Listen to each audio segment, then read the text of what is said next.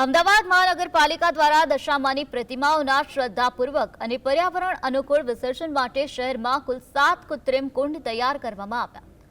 સાબરમતી રિવરફ્રન્ટના બંને કિનારે વિવિધ બ્રિજ નજીક અને મધ્ય ઝોન સહિત અન્ય ઝોનના ખુલ્લા પ્લોટમાં પવિત્ર કુંડ બનાવવામાં આવ્યા છે। 10 દિવસ સુધી દશામાની ભક્તિભાવપૂર્વક પૂજા અર્ચના કર્યા બાદ શ્રદ્ધાળુઓ સુચારુ રીતે વિસર્જન કરી શકે તે માટે દરેક સ્થળે ક્રેન, લાઇફગાર્ડ અને ફાયર બ્રિગેડની ટીમો તૈનાત કરવામાં આવી છે।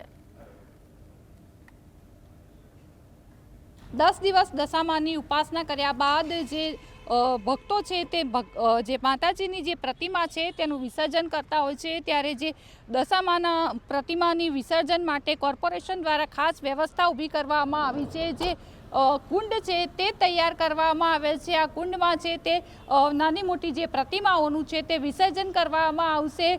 શહેરમાં વિવિધ જગ્યાએ આ પ્રકારે કુંડ તૈયાર કરવામાં આવ્યા છે, જેમાં શાહપુર ખાતે પણ રિવરફ્રન્ટ પાસે આ પ્રકારના જે 2 કુંડ છે તે તૈયાર કરવામાં આવ્યા છે। ઝલક હથિયારું, GSTV, અમદાવાદ।